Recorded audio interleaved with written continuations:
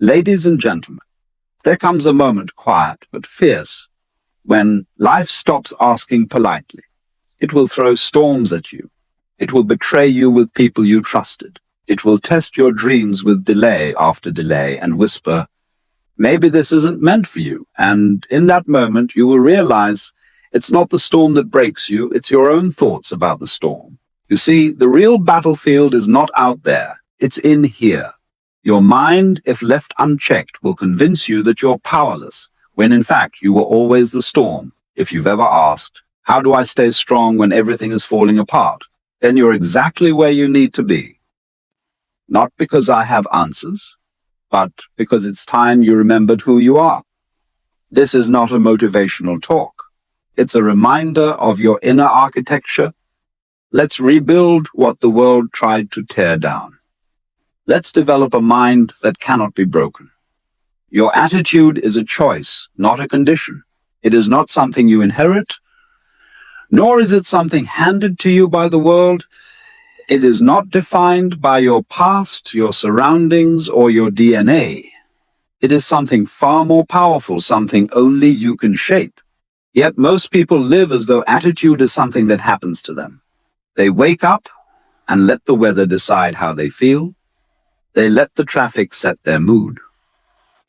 They let someone else's words infect their peace. In this way, they become slaves not to people, but to perception. They do not live, they react. But imagine this. You wake up and instead of saying, I hope today goes well, you say, no matter what happens, I will meet it with strength. That shift may sound small, but it is monumental.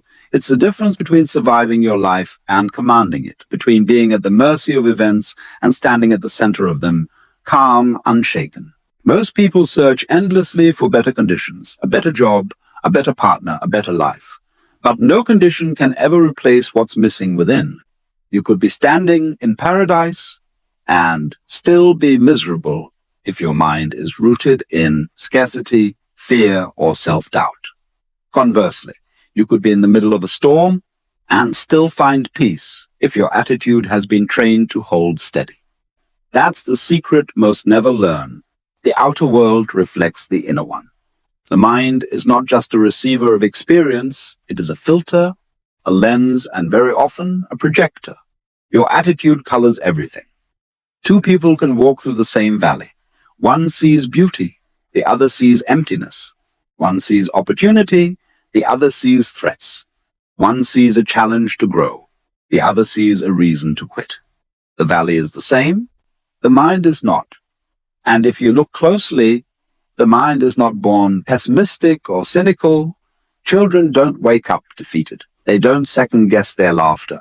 They don't weigh the value of each step. They simply exist, fully, freely, vividly.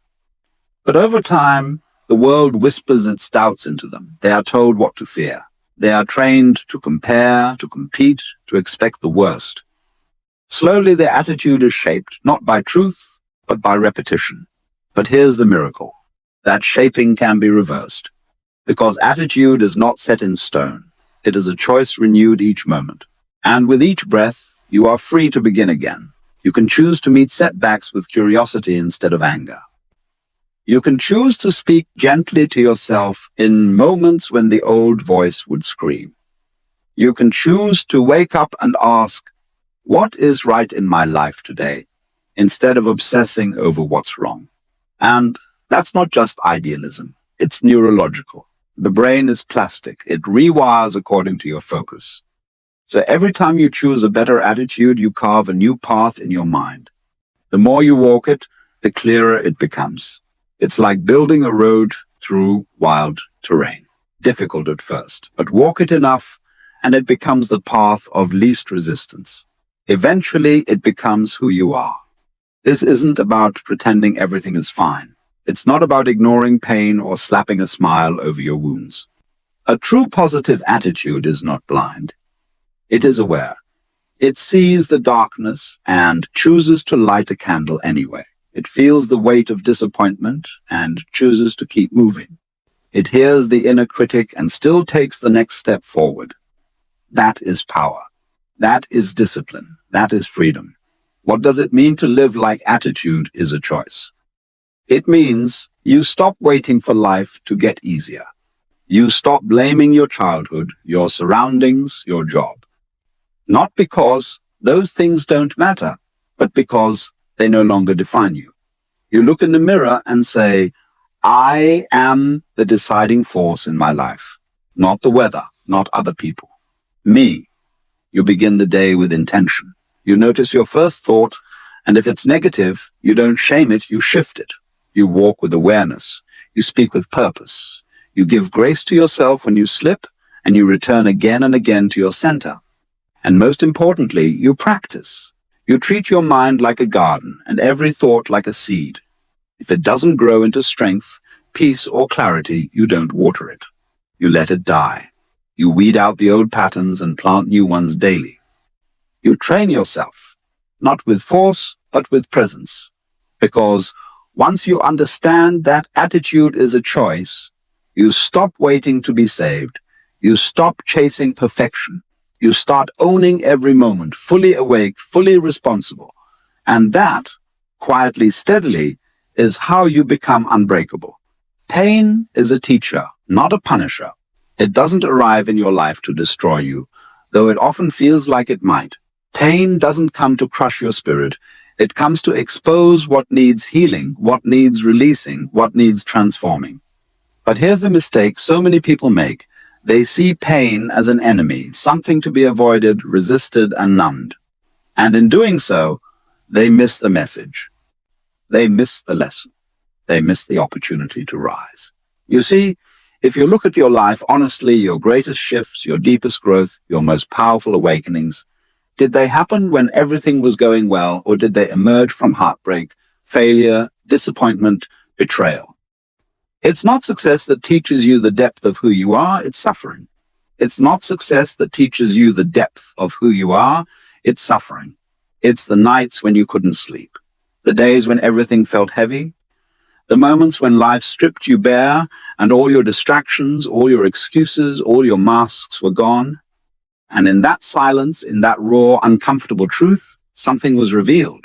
Perhaps it was your strength. Perhaps it was a lie you had been living. Perhaps it was a version of yourself you had outgrown. Pain has a strange way of showing you exactly what you've been avoiding. But most people run from it. They distract themselves with noise, with busyness, with people, with substances, with endless scrolling. Anything to avoid sitting in the fire. But the fire is not your enemy. The fire burns away the false. The fire is where you meet yourself. It is the sacred ground of transformation. When pain shows up, don't ask, why is this happening to me? Ask, what is this trying to awaken in me? That question changes everything. Because now, instead of shrinking under pain, you rise through it. You stop seeing yourself as a victim of life, and you begin to see yourself as a student of it. A student who understands that not every lesson comes gently. Some arrive in thunder, some arrive in silence, some arrive through tears. But all are here to evolve you. And this is not about romanticizing suffering. Pain is not noble on its own. It is not a badge of honor. It only becomes sacred when you use it. When you grow through it, when you let it refine you, not define you. Some people go through pain and become bitter. Others go through the same pain and become wise. The difference is not in the pain, it's in the perspective. The pain that once made you feel cursed can become the very thing that blesses your future if you let it shape you into someone deeper, calmer, more grounded, more compassionate. The heartbreak that shattered your illusion of love may be the very event that opens you to a love that is real, whole, and no longer born of desperation. The failure that humiliated you may be the crack through which your true purpose begins to emerge. The loneliness you feared may teach you how to finally connect with yourself. But only if you stop resisting, only if you stop treating pain like punishment. The universe is not against you. Life isn't trying to break you. In fact, most of the time, life is trying to wake you up. And waking up is rarely comfortable. It requires the death of illusions. It requires the loss of things that once made you feel safe but no longer serve you. It requires you to confront the parts of yourself you've buried. The fears, the wounds, the stories. The next time pain knocks on your door, meet it with presence. Don't collapse. Don't numb. Breathe. Watch it. Feel it fully. And then listen. What is it teaching you about your boundaries? Your patterns? Your truth? Your attachments? Your worth? Pain is feedback. It's a mirror. It's a signal that something within you is asking for attention. Maybe it's time to release control. Maybe it's time to stop chasing validation. Maybe it's time to stop betraying your own heart just to please others. Or maybe it's simply time to sit still and allow yourself to feel what you've avoided for years. You can run from pain for a while, but eventually it catches up. And when it does, it will speak louder. Not because life is cruel, but because life wants you to heal. It wants you to stop living half asleep. It wants you to know your strength, not as a theory, but as an experience. And when you finally learn to sit with your pain, not as a victim, not as a fighter, but as a listener, it will shift. It won't vanish, but it will soften. It will teach. It will open a door you never knew existed. Through that door, you will find a deeper version of yourself, a self that doesn't need to fear discomfort, a self that knows how to hold sorrow without drowning in it, a self that understands pain may visit, but it does not stay. It moves through. It transforms. And you too are transformed, not broken, but built, stronger, wiser, unshakable, detached from outcomes, connect to purpose. This is one of the most misunderstood and yet most liberating principles you can live by. Most people live in a constant state of tension, not because they lack talent, effort, or vision, but because they've tied their inner peace to results they can't control. They believe they'll be happy when the relationship works out, when the business succeeds, when they get the recognition they crave. They build castles in the future and then suffer in the present when those castles crumble or remain out of reach. But life doesn't unfold according to your timeline. It doesn't obey your plans. And if your well-being is chained to specific outcomes, you are setting yourself up for endless disappointment, anxiety, and self-doubt. Because outcomes are unpredictable. People change. Markets shift, circumstances twist. And if you are constantly measuring your worth by whether or not things go your way, then your sense of self will always be unstable. High one moment, shattered the next. The truth is, no matter how much effort you put in, you do not control the fruits of your labor. What you do control is the quality of your action, the depth of your intention, the clarity of your purpose. And that is where real power lives. When you are driven by outcome, you become reactive. You chase, you force, you manipulate. You try to make life fit into your idea of how things should go. And the more you cling, the more anxious you become. But when you are anchored in purpose, you let go of the obsession with results. You act because it is right, not because it is rewarded. You speak your truth, not because it guarantees applause, but because it aligns with who you are. This kind of detachment is not indifference. It's not about giving up or becoming passive. It's about stepping into a deeper kind of commitment, one that is rooted in your essence rather than your ego. You no longer act to impress, to prove, or to control. You act because it flows from your values, your calling, your truth. Think about the difference. A person who writes to become famous versus a person who writes because writing is their soul speaking. The first is a prisoner of validation. The second is free. One is chasing an image. The other is expressing an inner reality. One lives in constant worry. Will they like it? Will I succeed? Am I good enough? The other simply creates, contributes, and lets go. This is the paradox. When you let go of the need to control outcomes, you actually become more powerful. Your energy is no longer scattered by fear. You're not paralyzed by the possibility of failure. You're focused, present, and fully engaged. You become a force, not because you are guaranteed to win, but because you're no longer afraid to lose. When you live connected to purpose, everything becomes meaningful, even setbacks. Because now you're not measuring success by short-term gains, but by alignment. Did you act with integrity? Did you grow? Did you stay true to your inner compass? These are the real markers of success. And ironically, when you live this way, external results often follow, not because you were obsessed with them, but because you operated from a deeper, more authentic place. And when outcomes don't go your way, you're not broken, you're not devastated, you're not left questioning your worth. You simply adjust, recalibrate, and keep going. Because your motivation was never rooted in applause, it was rooted in purpose. You understand that failure is not the end, but part of the refinement process. A teacher, a mirror, a path to wisdom. Look at nature. The tree doesn't force the fruit. It focuses on growing its roots, expanding its branches, absorbing sunlight. The fruit is the natural result of inner alignment. So it is with you. Focus on your process, your mindset, your actions, your intention. The fruit will come when it's time. And if it doesn't come in the form you expected, perhaps something better is on the way. But you'll only see that if you're not blinded by attachment. Attachment says, I need this to happen or I'm a failure. Purpose says, whether or not it happens, I am whole. Attachment says, if this falls apart, I'm lost. Purpose says, if this falls apart, I'll rebuild with stronger hands. The deepest form of peace is not found in controlling everything around you. It is found in trusting the direction of your effort, even when the outcome is unclear. It is knowing that you are living from your truth, not chasing shadows.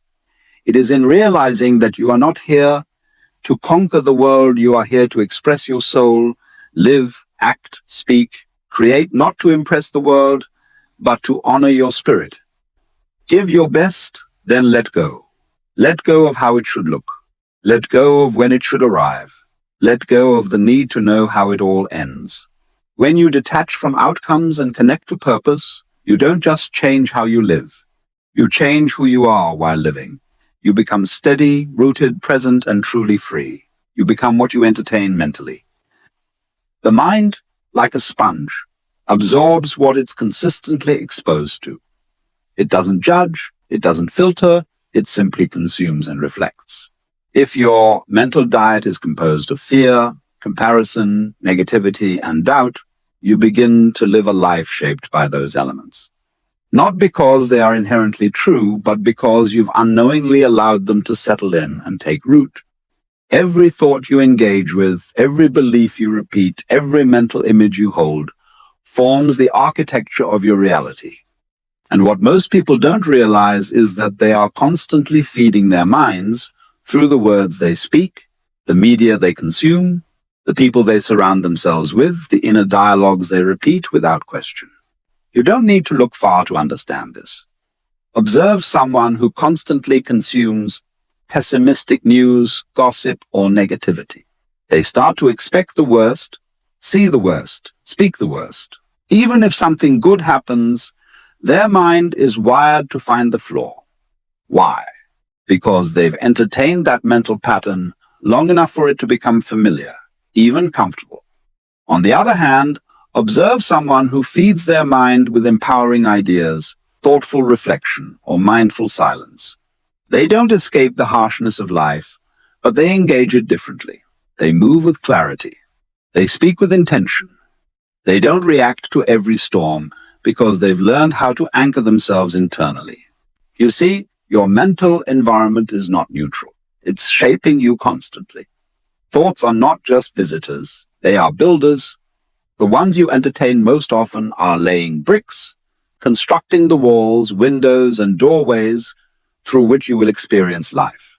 If you want to change your life, you must begin by changing what you allow to stay in your mind. It starts with awareness. Most people are not aware of what they're thinking all day. Their thoughts run like background noise, habitual, automatic, unquestioned. And yet, these unnoticed patterns become the scripts they live by. I'm not good enough. I always mess up. People can't be trusted. I'll never make it. These aren't facts. These are beliefs rehearsed so frequently that the mind treats them as truth. But beliefs are not fixed. They are stories. And like any story, they can be rewritten. The mind is plastic, flexible. What you feed it today becomes your worldview tomorrow. Entertain strength, and you will feel stronger. Entertain peace, and you will become calmer. Entertain purpose, and your life will begin to organize itself around it. Be mindful of what you listen to, even in silence. But if your thoughts are rooted in kindness, resilience, and truth, silence becomes sanctuary. It's not about forcing positive thinking. This isn't about pretending everything is fine or repeating hollow affirmations. It's about consciously choosing what you allow to take residence in your awareness. It's about curating your mental landscape the way you would tend a garden. You pull the weeds not because you're afraid of them, but because they choke the flowers. You plant what you want to grow. The greatest shift occurs when you stop seeing thoughts as random and start seeing them as invitations. Every thought invites you into a state of being. Anger invites you to react. Gratitude invites you to appreciate. Worry invites you to contract. Confidence invites you to act.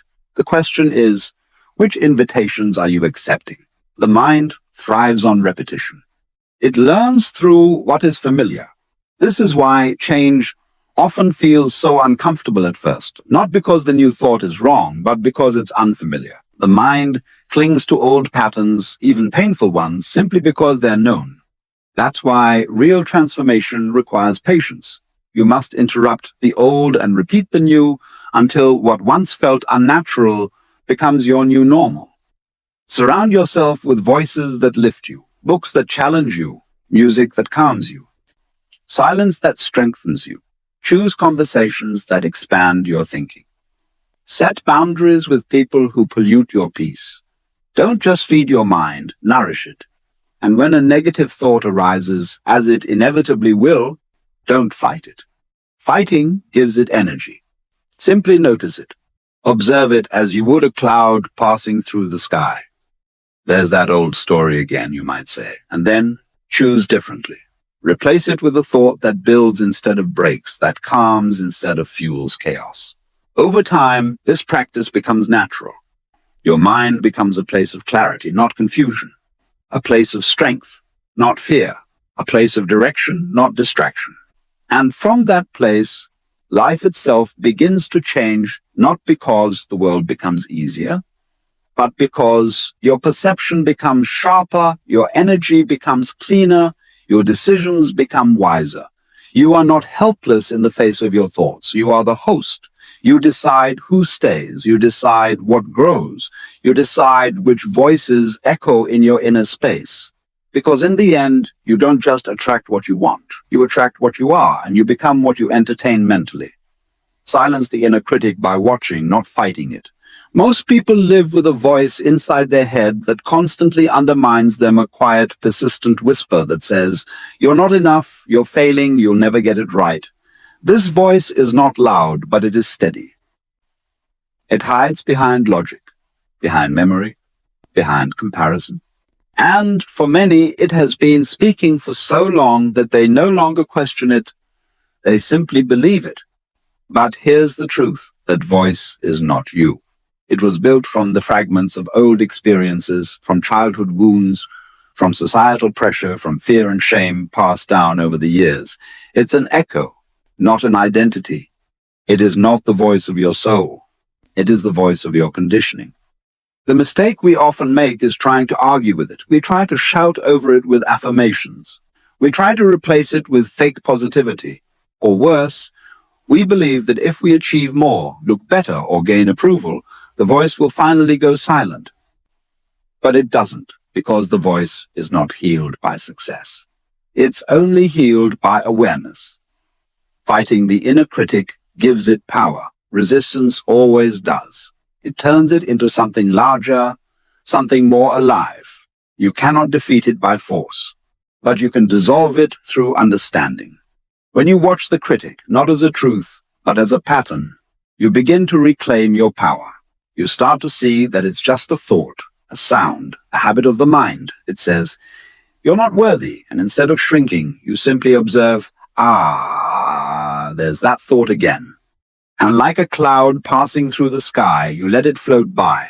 No judgment, no panic, just presence. The key is not to take it personally. That voice doesn't speak from your essence. It speaks from your wounds. It's the accumulation of everything you were told you should be, everything you were afraid to fail at, every time you felt unlovable or unseen. When you treat it like a part of you that needs punishment, you repeat the same violence it once did to you. But when you treat it like a lost child, scared and loud, you begin to understand it. And with understanding comes distance. The more you watch it, the less you identify with it. You no longer say, I'm not good enough. You say, I'm having a thought that I'm not good enough. That small shift changes everything. It reminds you that you are the awareness, not the thought. You are the sky, not the storm. The critic may scream, but you don't have to obey. Most people think self-love means always feeling good about yourself. But real self-love begins with self-awareness, with the courage to sit with your thoughts, even the ugly ones, and say, I see you. You don't define me. That's not weakness. That's mastery. And sometimes the inner critic gets louder, not because you're failing, but because you're growing. It fears change. It fears exposure. It wants you to stay small, familiar, predictable. So when you step into a new path, when you begin to shine, when you start honoring your voice, that's when it panics. That's when it will whisper louder than ever. Not because you're unworthy, but because you're leaving behind who you were, and the old voice doesn't know how to exist in the new you. Let it panic. Let it speak. Just don't let it steer. Watch how it repeats itself. Notice the tone. Is it cruel? Is it shaming? Does it sound like someone from your past? Ask yourself, would I speak this way to someone I love? And if the answer is no, then you know it's not truth. It's programming. As you deepen your awareness, you'll begin to replace that voice. Not by force, but by choice. You'll choose thoughts that support your growth. You'll speak to yourself with compassion, not condemnation. And slowly, gently, the critic will lose its grip. Not because it vanishes, but because it no longer commands your belief. You'll learn to create space between thought and reaction. And in that space lives your freedom. You don't have to chase every voice. You don't have to agree with every thought. You can witness it all and still move in alignment with your deeper self. Over time, your inner world will change. Not because you silenced the critic with rage, but because you tuned into a higher frequency. You replaced noise with presence. You stopped feeding fear and started listening to truth. And the truth is this: you are not broken. You are not behind. You are not less than. You are becoming. And becoming requires patience. It requires gentleness with the parts of you that still feel small. The inner critic is not your enemy. It is a signal. It shows you where love is still missing. It shows you where healing is still needed. So don't fight it. Witness it. Understand it. Then rise beyond it. Train your mind like a muscle. It's a simple idea, yet few people truly live by it. Most expect the mind to perform at its best without ever practicing mental discipline, just as someone might expect physical strength without lifting a single weight. But the mind is not a magical machine. It is a system of patterns, habits, and responses. And like any system, it can be trained, rewired, refined. The difference between those who stay stuck and those who rise isn't intelligence, it's mental conditioning. It's not about talent, it's about consistency. It's about who's willing to show up every day and do the inner work, even when motivation is nowhere to be found, especially when it's nowhere to be found. The mind, when untrained, behaves like a wild animal, reactive, scattered, emotional, impulsive. It jumps from one fear to another, one desire to another, rarely resting, never satisfied. It invents problems that don't exist. It obsesses over the past and panics about the future. And unless you intervene, unless you train it, it will keep dragging you in circles. That's why so many people feel exhausted, even when nothing is physically wrong. They're being pulled around by an undisciplined mind. But a trained mind is different. It knows how to pause. It knows how to return to the present. It knows how to respond, not react. It knows how to let thoughts come and go without clinging to them. It becomes a servant, not a master. And once your mind becomes your servant, your life becomes powerful. Training your mind doesn't require fancy techniques. It requires intention and repetition. The same way you don't build muscle from one workout, you don't build mental strength from one moment of clarity. You need to return again and again to the practices that sharpen you. It begins with awareness. You must begin noticing your thought patterns, the stories you keep telling yourself, the beliefs you've carried for years without ever questioning. Notice how your mind reacts when things don't go your way. Does it spiral? Does it blame? Does it catastrophize? That awareness is step one. You can't train what you don't observe. Next comes stillness. Just a few minutes a day of conscious silence. Not to clear the mind, but to watch it. To notice the flow of thoughts, the rising of emotion, the discomfort of being still. This is where strength is built, in the decision to sit, stay, and observe without judgment. You begin to realize you are not your thoughts. You are the one watching them. And in that realization, you create space. Space to choose differently. Space to respond with wisdom instead of reflex. And then comes discipline. The choice to redirect your mind when it wanders into self-doubt. The choice to speak truth to yourself when old fears arise. The choice to challenge limiting beliefs, not just once, but repeatedly. Mental training isn't glamorous. It's not always profound. It's in the small moments. The decision to stop scrolling and breathe. The decision to speak kindly to yourself after a mistake. The decision to keep going when your mind says, "What's the point?" You won't always feel like doing it. That's exactly the point. Discipline begins where motivation ends. And every time you train your mind when it's hard, you build resilience. You build strength. You build the kind of mental structure that doesn't collapse under stress. Training your mind also means protecting it, being selective about what you consume, who you listen to, what environments you spend time in. Because your mental diet matters. Garbage in, garbage out. Nourishment in, power out. Every book you read, every conversation you have, every piece of content you absorb, it all becomes part of your internal ecosystem. If you constantly feed your mind fear, noise, and distraction, don't be surprised when anxiety becomes your default. But if you feed your mind clarity, truth, and purpose, you'll begin to think, feel, and act differently. You also train your mind through action, not just through thought. Every time you do something uncomfortable, speak your truth, set a boundary, follow through on a goal, you're telling your mind, I am not ruled by fear. Every time you show up with integrity, even when it's inconvenient, you reinforce strength. Mental training isn't just internal, it's expressed in how you live. And perhaps most importantly, training your mind means being patient with yourself. You will slip. You will have bad days. You will fall into old habits. But the trained mind doesn't make those moments mean failure.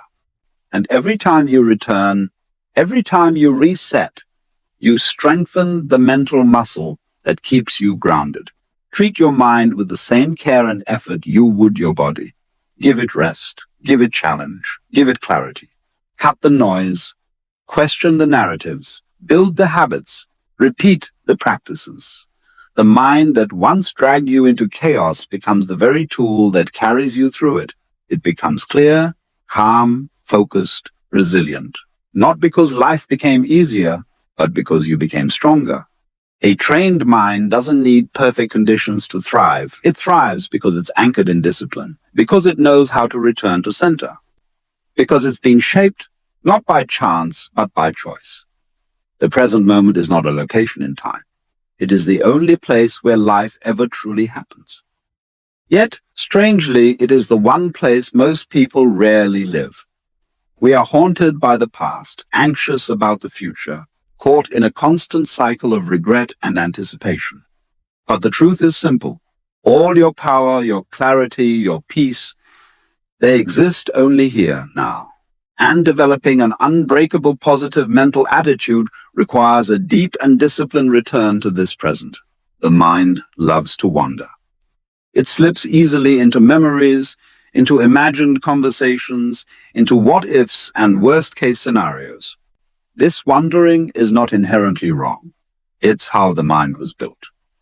But when this becomes the default state, when we spend our days lost in thought rather than grounded in reality, we become victims of a phantom life. A life that is not happening, but is being replayed or rehearsed endlessly. The present is uncomfortable for many because it is silent. It doesn't bring the noise of nostalgia or fear. It simply is. And in that silence, the mind panics. It wants stimulation, distraction, movement. But staying with the now, fully, consciously, reveals a different kind of strength. A clarity that cuts through illusion. A peace that doesn't depend on circumstances. To live in the present moment is not just a poetic idea, it is the foundation of mental strength. Because the present is manageable. Right now you are breathing, you are sitting or standing or moving, but you are here. And if you can handle this moment, you can handle life. Anxiety comes from stacking all future problems into one unbearable thought. Regret comes from reliving the past with a mind that thinks it should have done better. But the now, it just asks you to show up, to be aware, to respond instead of react. And here's the secret. Your attitude is always a present moment decision. You cannot choose your mindset tomorrow. You cannot shift your thoughts yesterday. You only ever choose your mental state now. And then you choose again and again, moment by moment. That's how an unshakable attitude is built, not in a single act of willpower, but in the consistent return to awareness. Practice this. When fear rises, return to the breath. Feel the body.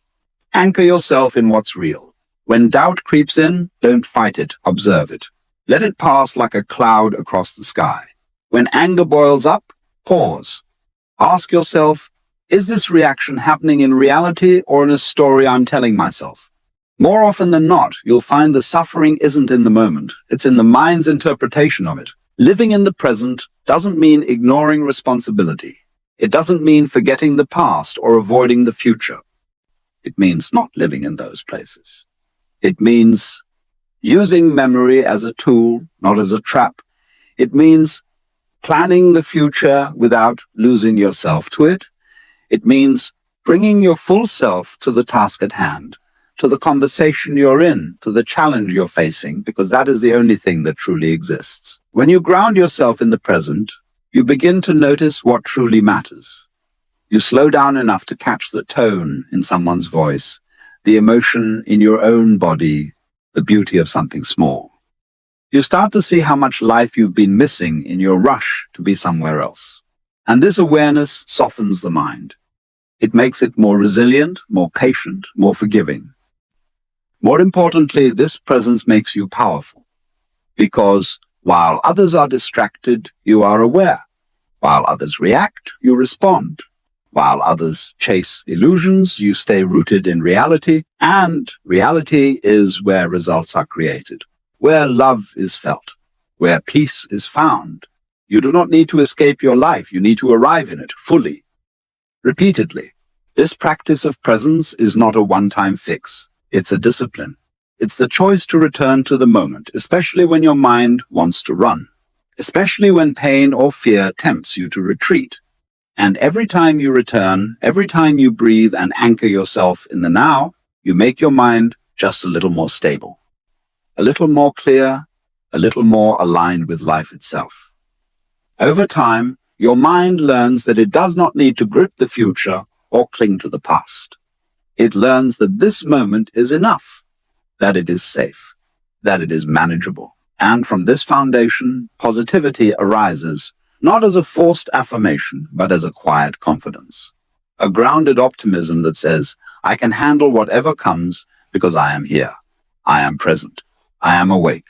Train yourself to return, again and again. When you catch your mind spiraling, don't judge it. Just guide it back. Feel your breath. Listen to the sounds around you. Look at your hands. Touch reality. And from this presence, choose your next thought, your next action, your next attitude. Because an unbreakable positive mental attitude is not about constant happiness. It's about constant awareness. It's about mastering the only place you ever truly live, this moment right now. The now is where transformation happens. The now is where you become unshakable. Gratitude is not merely saying thank you when something goes your way. It is a radical shift in consciousness.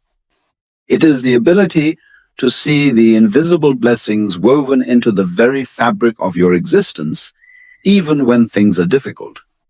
And when practiced deeply, consistently, and sincerely, gratitude becomes a force so powerful that it can alter your mental chemistry, transform your perspective, and forge an unbreakable positive attitude that does not rely on external validation or fleeting victories.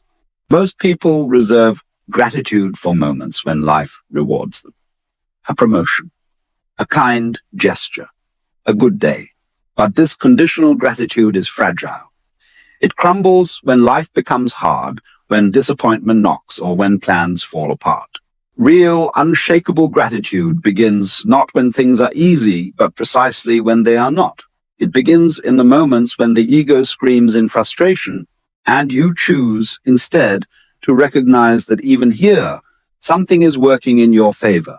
There is immense power in looking at what you already have and saying, this is enough for now. Not as an act of resignation, but as a form of respect for the journey, for the lessons, for the growth you cannot yet see.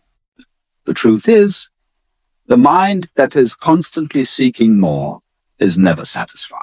No achievement, no possession, no approval will fill a mind conditioned to always want something else. But a grateful mind is full by nature, not because it has everything, but because it sees everything. Gratitude rewires the brain.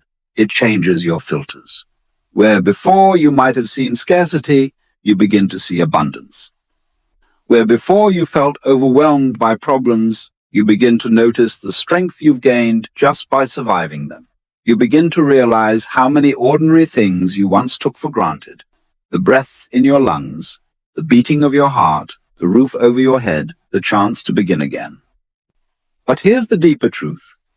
Gratitude is not just about noticing what is good. It's about trusting that even what feels bad is leading you somewhere meaningful. It's about looking at the storm and saying, I don't understand this yet, but I know it's shaping me into someone wiser, deeper, stronger. It's about thanking the pain for awakening parts of you that comfort never could.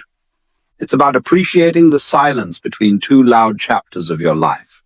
When you live in gratitude, you stop asking, why is this happening to me? And start asking, what is this trying to teach me?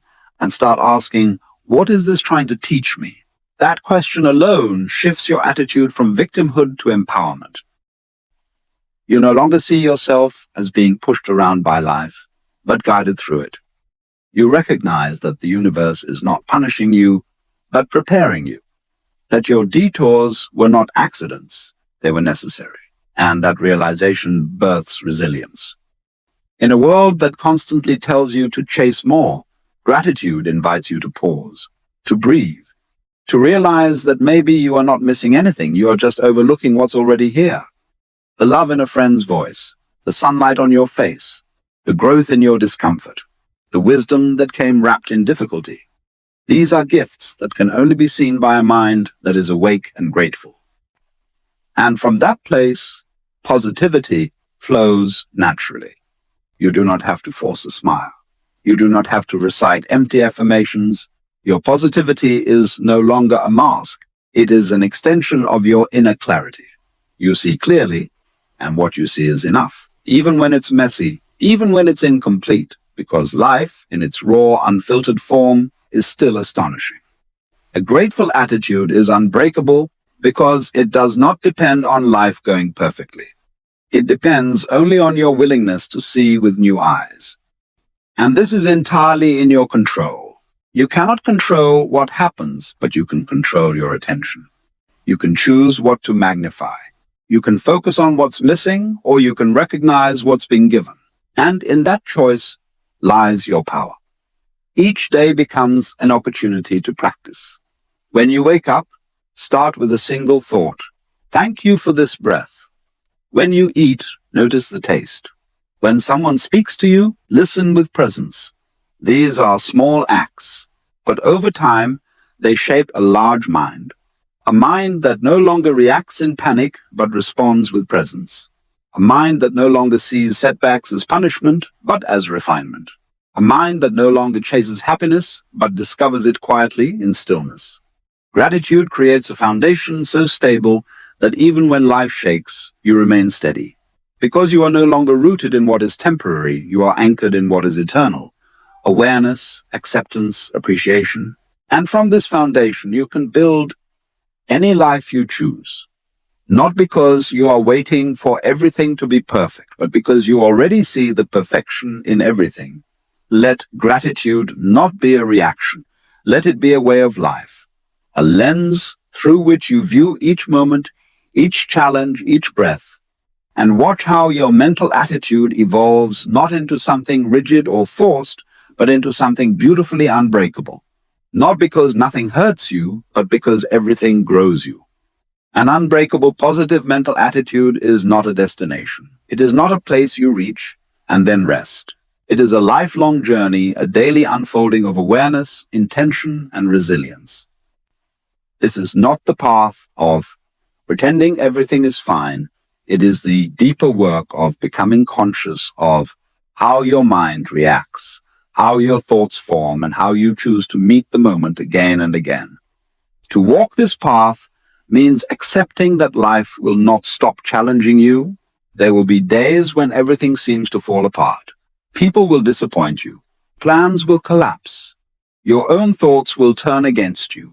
And still, the path remains steady, unshaken. Why? Because the journey of cultivating a positive mental attitude is not about waiting for life to be easy. It's about building the inner strength to remain rooted, even when life is not. Each day offers a new lesson, a new test, a new mirror. Some days will feel effortless, as if everything aligns with grace. Others will confront you with discomfort, confusion, or despair. But every experience, no matter how chaotic or calm, is part of your training. You begin to realize that nothing is wasted. The setback you hated may become the reason you learn patience. The silence you feared may awaken your truest voice. The delay you resented may protect you from what wasn't meant for you. You stop seeking shortcuts. You begin to value the slow work of transformation. Like a tree that grows inch by inch, unseen beneath the surface, you trust that your roots are deepening. Even when it looks like nothing is happening, the inner work continues. You become more aware of your emotional patterns. You catch the negative self-talk before it gains momentum. You stop feeding the drama. You respond instead of react. This is mastery, not the absence of struggle, but the presence of stillness within it. And the more you walk this path, the less you need to prove anything. You are no longer obsessed with external validation. You are no longer addicted to applause. Your peace does not come from how others see you, but from how you see yourself. You begin to move differently, calmer, more deliberately. You stop rushing to fix everything. You learn to sit with uncertainty. You trust that clarity will come, not by force, but by patience. There is a sacred rhythm to this journey. You'll have seasons of rapid growth and seasons of quiet reflection. Both are necessary.